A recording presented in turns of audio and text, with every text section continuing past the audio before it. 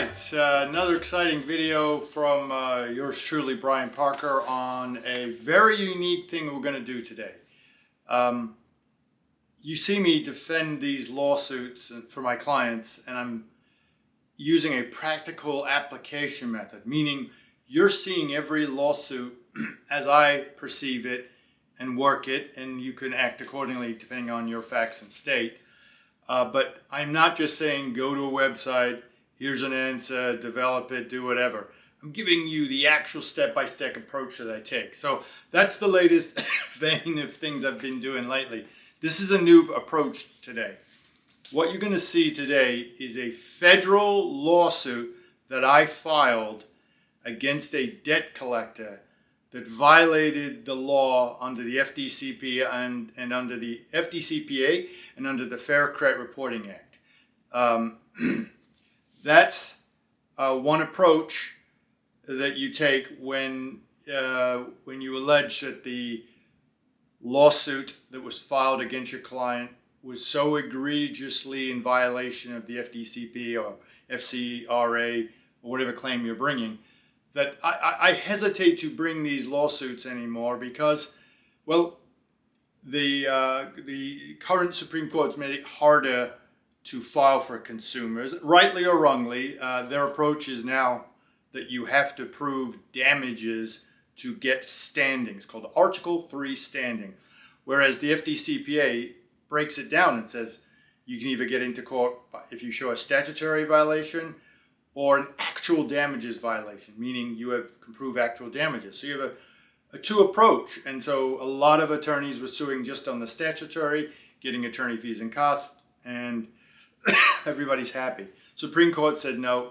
you've always got to prove actual damages and some exceptions. So I don't file in federal court as much as I used to unless there are damages. And I don't create my own damages. My client has to come to me with the damages already done. So this is a case where that occurred. The federal lawsuit, I'm going to allege the FDCPA and the FCRA impermissible purpose was violated. They sued without proof of ownership. And again, remember, we use our own documents. They sued on debts way after the statute of limitations. And again, we're able to prove Article 3 standing, meaning we've shown enough damages where it's not going to get thrown out of federal court. The affidavit, as I always say, it's no longer called a counter affidavit in this case because you're suing. So I'm filing a federal lawsuit against a debt collector. So, and the cool thing about this particular case, it incorporates all the things that we've been talking about in the last couple of months. You'll see, including a garnishment, an objection to garnishment, a release of garnishment. Just amazing things happened before I said, you know what, I got to file a federal lawsuit. So keep in mind, when you file a lawsuit, a federal lawsuit under the FDCPA, the rule really is it's a strict liability statute. And it used to be with the approach that you can either go statutory or actual damages. So just one violation meant you could win a lawsuit. I don't know if I want to go into federal court with one violation, but it is what's called a strict liability. If you ever hear that, that means you violate it. Doesn't matter what happens after that. You debt collector are on the hook. So in this case, my client was just going about his life, and suddenly he got a letter in the mail that said, "You've been defaulted. You are now going to be garnished." And this was the first contact he had with this debt collector and the company. The company's called Security Credit Services or something like that. It's not one I deal with a lot, but they've been showing up a little, but I wouldn't do a video on them. That's how infrequently I see them. But they have, for some reason, sued my client on a debt that was past the statute of limitations with false paperwork. And that was sued. My client was sued by Timothy Baxter and Associates and their attorney, Bradley Johnson. So I sued Baxter and Johnson because the underlying case, the state case, was resolved, and a couple of things were resolved. And so now I said, in my opinion, and my client was the ultimate decider, this was not a case that we should just let them do what they did. And I'll show you. Here's the initial underlying lawsuit, Shazam, and that's Security Credit Services against my client. And you can see Timothy Baxter Associates and Bradley Johnson working for Timothy Baxter Associates. And whenever I see a complaint like this, I already know something's going on because it's 6 paragraphs. That's it.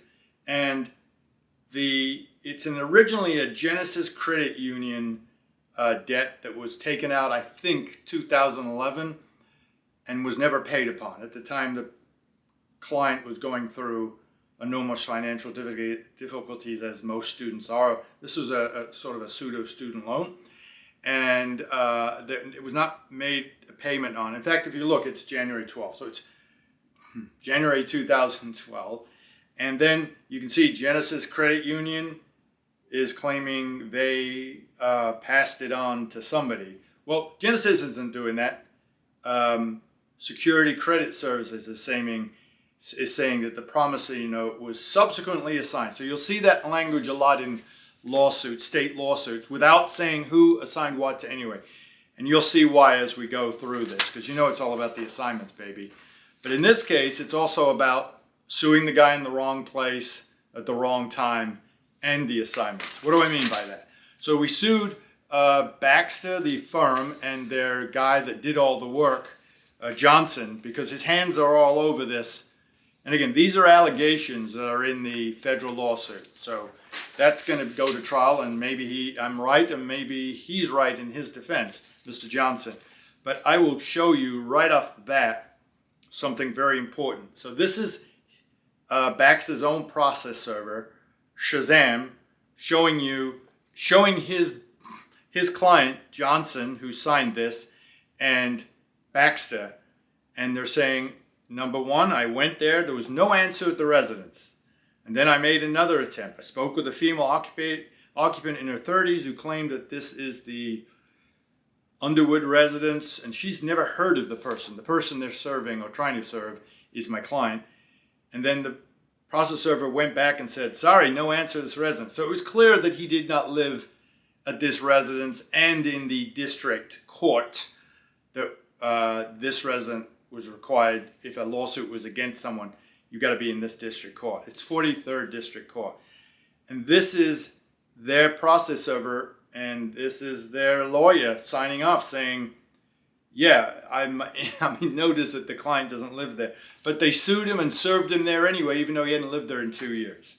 So then they got a default against him. Keep in mind, my client doesn't know any of this is going on because he hasn't lived at that place. He actually lives in a different county. Not only does he not live in that district, he lives in a separate part of the county, but in a way different town and a way different court. Where I'm going with this is, as you'll see, under the FDCPA, you're not allowed to sue someone that doesn't reside in the district you're suing them.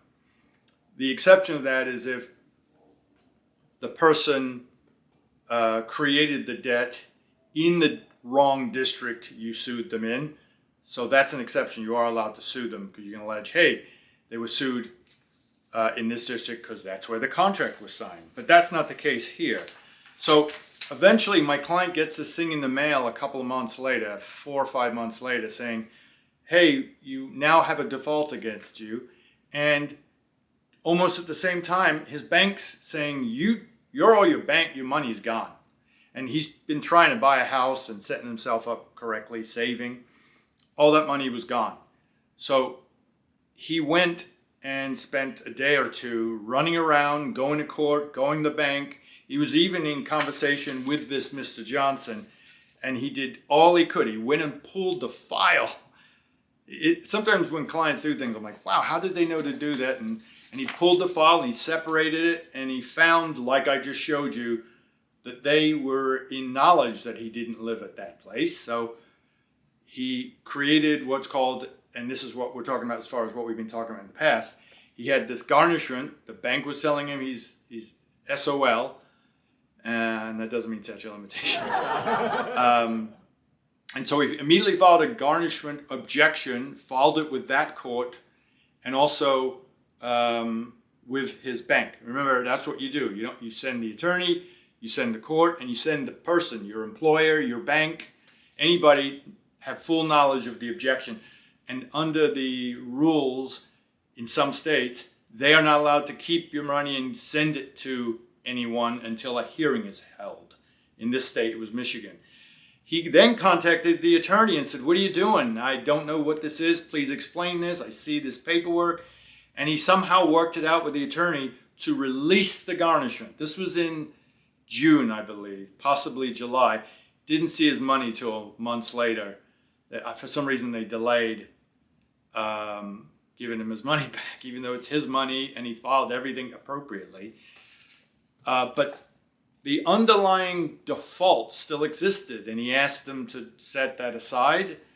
They wouldn't, even though they set aside the garnishment from the same default. So he contacted an attorney, me, and we filed a motion to set aside the judgment. That's the head of the snake that I always talk about in default judgment garnishment videos. You can get rid of the garnishment, but unless you get rid of the head of the snake, which is the default that everything is based upon, you can garnish, you can execute, you can take someone's wages, their bank account, with a default judgment. So he filed his motion to set aside, which Baxter would not set the thing aside, although it was clear before I came along, my client had presented all this to the other side, saying, "You got the wrong guy in that you failed to serve me," and they wouldn't listen. So we had to go to court and file it, and the court said, "Yeah, I see what your point is. This default gets set aside. He was not served." That's a court signing off. So then Baxter says, "Okay, we're going to move this to where he lives, but we're only going to do it if you pay us, if you pay a fee." So he sued in this district court he doesn't live in. They took his money, he had to do all this work to fight it back, and they said, "You, client, must agree to set it aside, to set it into the court that you say you live in, but you have to pay the fee." Wouldn't you think that they would just say, "You know what, we screwed up," as they did, "we'll pay the fee"? And that, it's all worked out, but they refused. They later held that against him when he filed this federal lawsuit, saying, "Hey, we tried to work this out with him, but he wouldn't move it." They forgot to say that they wanted to charge him. Understand what I just said before about strict liability. Let's say the client had done exactly what they told, what Baxter is now telling the court, that he wasn't cooperating and moving the case. You don't murder someone and then go, "Look, I took care of the family." No. Once the violation has occurred, you've burglarized or you've broken the law, whatever it is, you don't get to turn it around and go, "We're good now, right?" Because of subsequent things you did. You can mitigate damages, but the case is already there. It's a strict liability statute. So that's not a good defense for them anyway. So we later learned that months later, after all this started and the default was occurred, Baxter then went on my client's credit report. And I'll put that up there for you. And it was like 4 or 5 months later after the thing started. And I don't know why he did that, but he went into the credit report. So we went after them on top of that, impermissible purpose.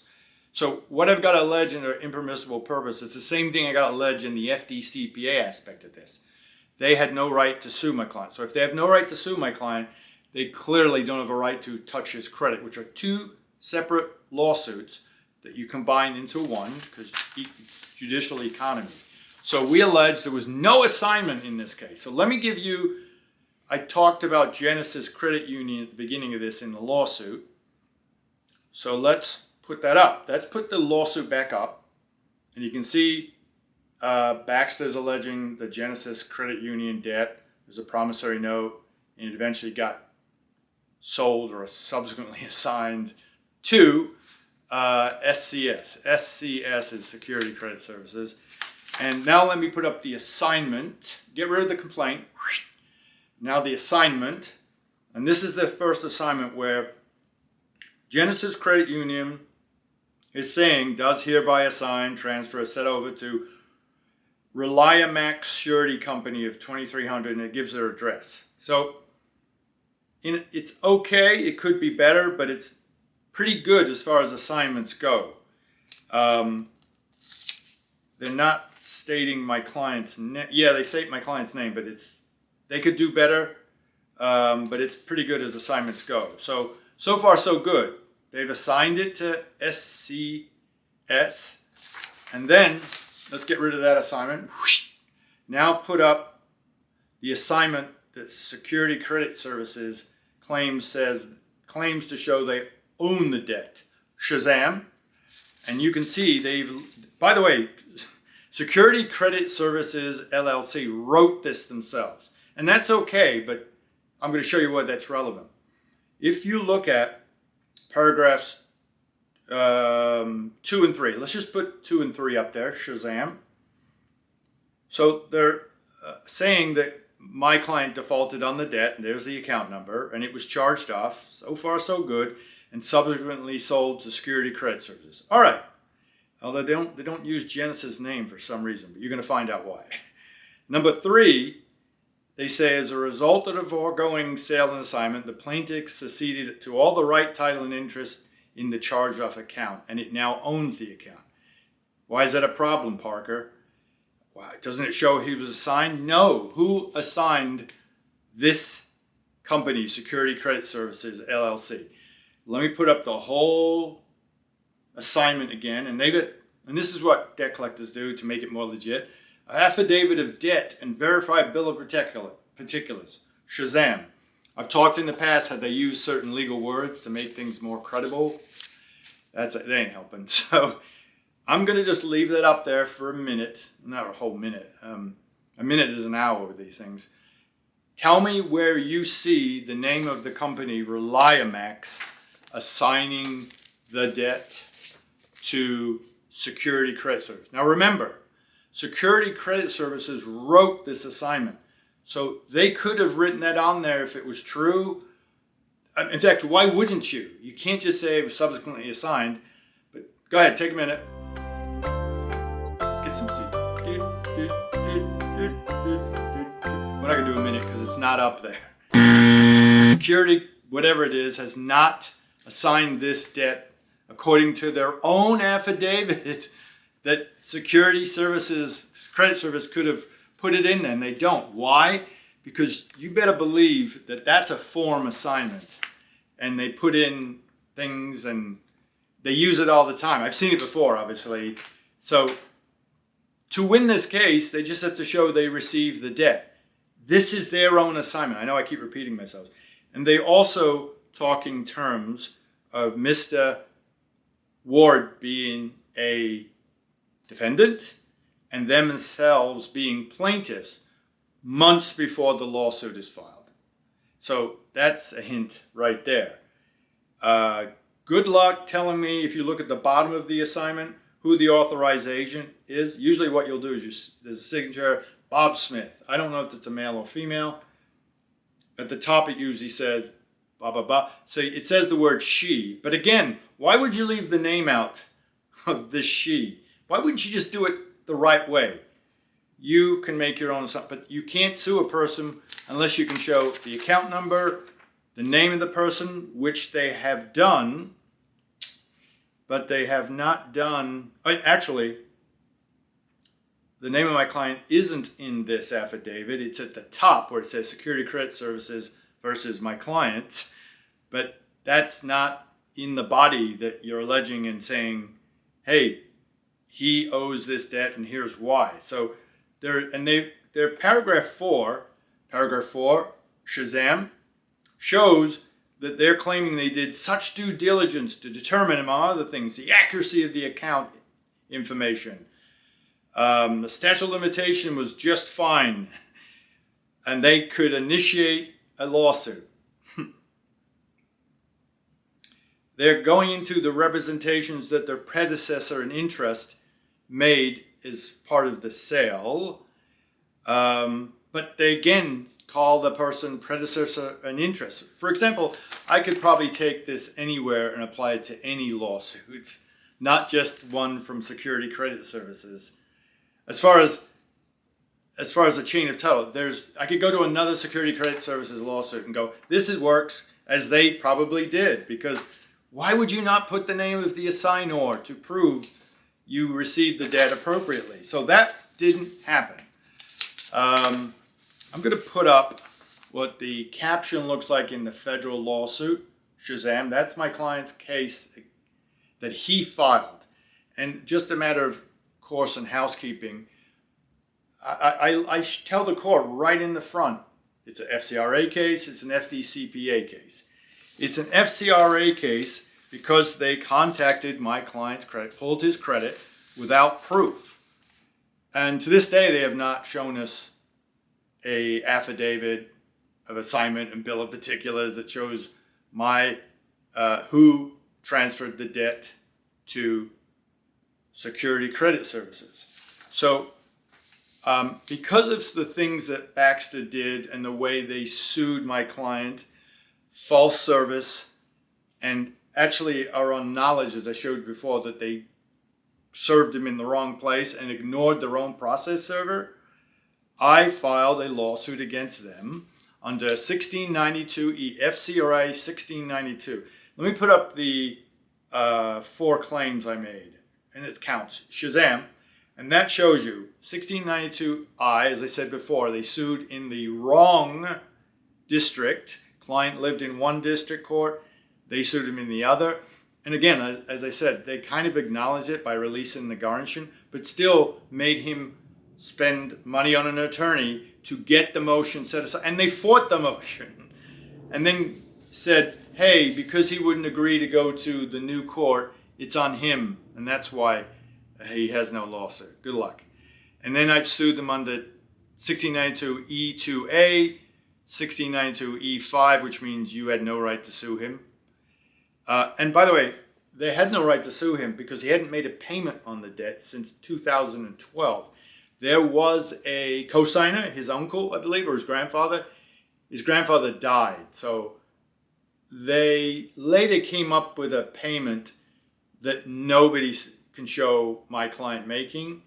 I'm not saying anybody did anything wrong, but sometimes stuff like that shows up. But there's no proof. And my client's very honest about it. He did not make any payments on the debt. He just couldn't afford it. And he's 10 years later, he's finally got his stuff together, saved a lot of money that Baxter actually took a lion's share of it just for a little while until he got it turned around. 1692G says you got to send a person their rights, their 30-day rights, which means you have a right to validate and dispute the debt that you're being sued upon. As you recall, they were claiming he lived in an address he never lived in for 2 years. So even if they'd sent it, they sent it to him, the wrong address, with their own evidence showing we're sending if they did, the 1692G evidence to him. So he could not dispute and say, hey, prove I owe this debt. So he never got notice of this until they were taking his cash, essentially. We sued him also under 1692E8, which is a cousin of the 1681 impermissible purpose doctrine. It says, essentially, you put something on my credit you knew or should have known didn't belong there. So that's a cousin of the impermissible purpose doctrine. You can sue on both.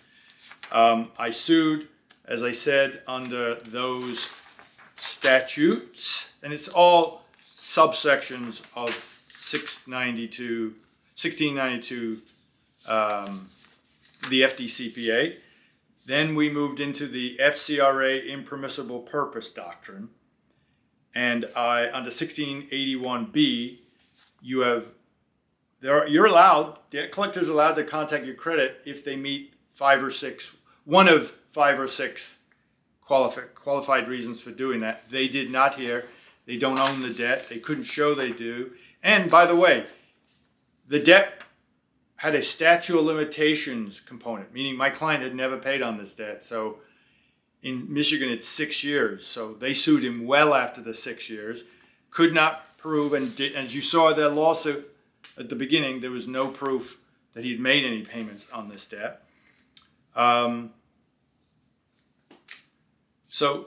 It was quite an arduous lawsuit. They then filed what's called a Rule 11, which is rarely done in federal court until after the lawsuit is over. You allege you won this lawsuit, the other side does, and there was clearly no reason to be sued, and now they want their attorney fees and costs. They filed it at the very beginning of the lawsuit, which is just not done. And a Rule 11 is saying client and attorney had no reason to sue, and they went ahead and sued us anyway. Now we've incurred costs. Here's the cool mistake they made. You're not trying to dismiss the case with a Rule 11 sanctions. Something's already happened. It's at the end of the case, and you go, hey, I want Rule 11 sanctions. But in there, when they asked the court what they wanted, they threw in, hey, we want this case dismissed. That just doesn't happen in Rule 11 cases. So the court said, this is not really a Rule 11 motion. It has now become a motion for summary disposition, which gave us more time to answer. So when you have a right to amend lawsuits in state or federal under Rule 15 under federal. So we just amended our answer to show the court that none of what they were alleging in their sanctions, Rule 11 sanctions, occurred. And they didn't. My client did nothing wrong. He did not, he wasn't offered this chance to move to another district, but refused. And even if he did, as we said, it's a strict liability statute. The violation had already occurred. So subsequent remedial measures aren't going to take away the fact that the violation already occurred. And plus, as they said, they wanted to charge him to move it, which who understands why debt collectors do what they do? So to reiterate, we sued two actors, the business and the actual attorney. That's rare, by the way. You don't do that unless clearly the attorney did something wrong in your estimation and opinion. But the law looks at individual attorneys as debt collectors. Just look at the definition. This is a really good lawsuit that should be put to bed early, but the very reason why they did what they did is the reason why they are not cooperating anyway and are standing ground, and they're just going to fight and fight. But my client is resolute that he did nothing wrong, and he didn't. So I want you to remember, when you're looking at a reason to sue a debt collector, what's the violation? Is it strong enough? Is there damages? So if there are damages where, in my client's case, he had to take a day off work, he had to go find out and spend money grabbing all the paperwork, he went to the library to do his faxing and his internet information search, he reached out to the other side, he's filing objections to save his money, he's doing all this work that it was just phenomenal what he did itself. I'm always impressed when clients do stuff like that, but he was losing a lot of money. And so prior to hiring me, he'd already created, if you will, his own Article 11 standing issue, meaning he showed damages occurred as a result of the violations by Baxter and Associates. Once you've met that Article 3 standing, you file your lawsuit, you allege, if it's FDCPA, FCRA, you're having your own affidavit. Let me put up the affidavit of him. It's a couple of pages, first 2 pages. Shazam, shazam. And that details everything I just said minutely, meaning you see what I just said. He had problems. He looked at this garnishment. They sent letters at the last minute. Actually, you know what? Tell him about the default. They sent it to the wrong address. Then they just copied the wrong address letter, stuffed it in an envelope with the new address, and didn't take care to maybe change the address and not expose themselves to having sent it to the wrong address, and then just sent that to him. That's part of the lawsuit. You show damages. You have your affidavit, as I said. you are alleging that they violate the FDCPA, and you have a strong case. This is a very strong case. I'll put the whole federal lawsuit on my membership website. I'll put the affidavit in Word. Both of those are in Word on the membership website. So if you feel inclined, if you're going to sue, it's a nice thing. People have been asking for, hey, do you have a sue? Do you have a sue? How do you sue? This is how I sue, usually in federal court. Now, that standing issue, if you fear that you're not going to get into federal court or get kicked out of federal court because you don't have the requisite damages, while some states are changing to make their entrance into state courts the same as the Article 3 standing bar to standing that the federal court has, in most states, you just file in state court and you don't have to worry about proving standing. Florida is one of those cases through Red Wing. There's a case called Red Wing that has upped its game and said, if you want to sue in state court, you got to follow the standing requirements that the federal courts are doing now. Michigan, not so much, but you still got to be careful. And you know what? Honestly, I don't like people filing lawsuits. There's just one violation and go get attorney fees and costs. Have a strong case, because that's your reputation. Be one of those guys. So this is a case in point of what you do to sue a debt collector. It's not a decision or something you do right away, but the allegations here, and you'll read the lawsuit, was so egregious, something had to be done. I thank you. I know this is dry. I hope it makes sense and it helps. It's not going to be my most viewed video, that's for sure. But I hope it helps. If you still like or love, please subscribe. And I'm kind of filling a minority of needs, meaning not everybody wanted this video, but it is wanted. And I do make the bold announcement that if somebody wants something, I'll do a video on it. Several people wanted this. I hope I didn't screw it up. Thank you. And rock and roll. The underlying part is that you can see, again, it's a state violation of FDCPA by a debt collector. So it's not one I'm going to do. I'm not going to do a video on SCS, but it's incorporated in this as to how they violated the law under the assignments and the statute of limitation approach. Thank you very much.